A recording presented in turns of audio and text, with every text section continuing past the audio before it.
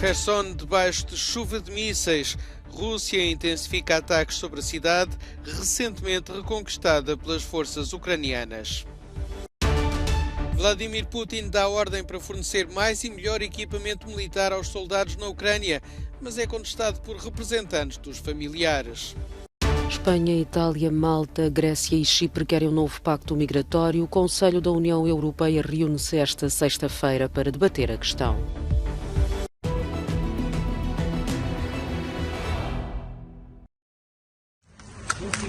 A Rússia lançou uma nova chuva de mísseis sobre Kherson. Os mais recentes ataques terão feito 4 mortos e 10 feridos, segundo informações do exército da Ucrânia. As forças russas estão a intensificar os ataques na tentativa de retomar o controle desta cidade no sudeste do país, depois da Ucrânia a ter reconquistado. Para Volodymyr Zelensky, trata-se de vingança. A cada hora recebo notícias de ataques por parte dos ocupantes em Kherson e noutras comunidades da região.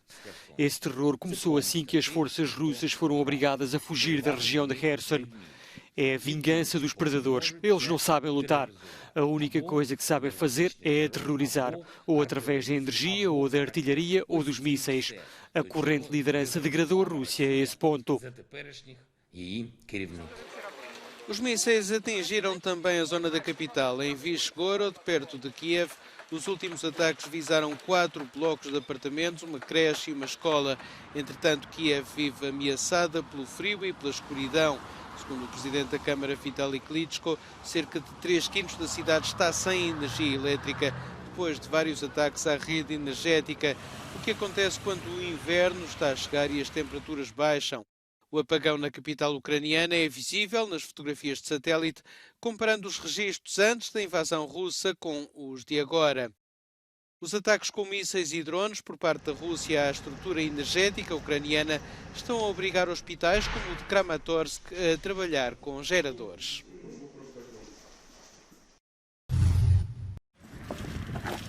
Triste e ultrajado. Foi com estes 2 adjetivos que o diretor da Organização Mundial da Saúde para a Europa manifestou indignação perante a destruição dos cuidados de saúde na Ucrânia. Numa visita a Dnipro, no leste do país, uma delegação da OMS levou ajuda médica à região e lamentou os mais de 700 ataques da Rússia a recursos sanitários.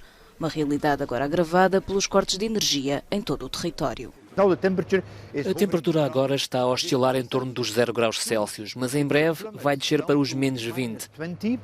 Neste momento há um apagão em toda a cidade e em toda a região. Como pode um hospital funcionar sem eletricidade? Como é que as maternidades podem funcionar sem incubadoras, armazenamento de vacinas ou frigoríficos? O inverno é agora também uma arma de guerra. Ainda esta quarta-feira, a Ucrânia voltou a ser alvo de uma vaga de bombardeamentos que visaram o abastecimento de água e as infraestruturas energéticas do país, deixando várias cidades às escuras. Kiev já classificou os ataques como um crime contra a humanidade e anunciou a abertura do que chama pontos de invencibilidade. Ao todo, 4.000 abrigos, onde a população poderá permanecer aquecida, mas também ter acesso à internet e primeiros socorros.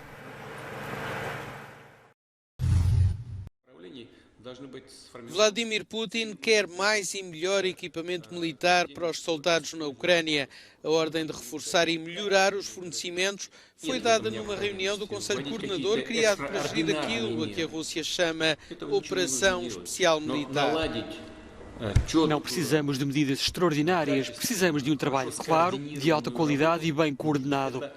Nesta situação, não só é útil, como é absolutamente necessário dar às nossas Forças Armadas, em tempo útil, tudo aquilo de que precisam para levar a cabo esta operação.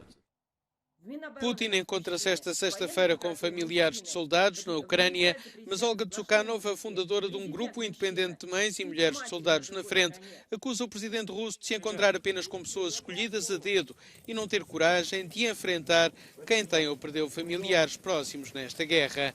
O Ministério da Defesa russo divulgou imagens de um contingente de regresso a casa com uma aparente atitude de alegria e patriotismo.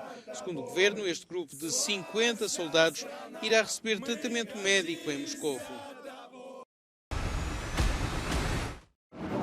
A migração não é uma ameaça, é algo de que a Europa tem necessidade, mas é preciso saber gerir este fluxo e acolher as pessoas por meios legais. Palavras de Ylva Johansson, a responsável europeia para as migrações. Esta sexta-feira, o Conselho da União Europeia reúne-se para debater a questão.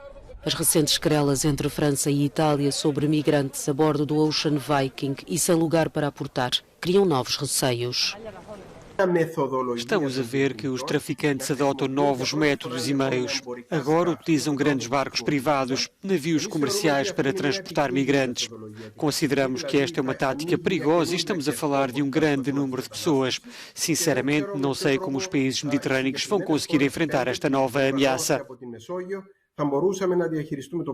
Os países que fazem parte do MED5, Espanha, Itália, Malta, Grécia e Chipre, querem um novo pacote migratório, pretendem a alteração do processo de pedido de asilo, ou seja, o requerente apresenta um pedido à embaixada do país em que deseja viver e só segue viagem se este for aprovado. O grupo estima que no final do ano mais cerca de 160 mil refugiados e migrantes terão chegado aos seus países. Em França, manifestantes e um grupo de políticos assinalaram o primeiro aniversário da morte de 27 migrantes, na maioria originários do Iraque, num naufrágio de uma embarcação no Canal da Mancha. O acidente, segundo o próprio ministro francês do Interior, Gérald Darmanin, admitiu, podia ter sido evitado. É importante lembrá-los, falar deles, pensar nas famílias e denunciar estas situações, porque algo assim pode voltar a acontecer em qualquer altura. As homenagens aconteceram em terra, mas também no mar. O presidente da Câmara da Vila, junto à qual se deu o naufrágio, lembrou a necessidade de responsabilização da classe política em situações como esta. Neste caso concreto, nem as autoridades francesas nem as britânicas enviaram socorros. Faz um ano que 27 pessoas morreram aqui. Migrantes que procuravam o Eldorado no Reino Unido e morreram aqui. Não foi do outro lado do mundo. Foi aqui na costa de Dunkerque. É importante lembrar e refletir. As passagens ilegais de migrantes no Canal da Mancha, geralmente de França para o Reino Unido, e os frequentes acidentes mortais são tema de braço de ferro entre os dois países, que se atiram mutuamente as culpas e a responsabilidade pela situação. Os críticos pedem uma política migratória mais humana, tanto por parte de Londres como de Paris.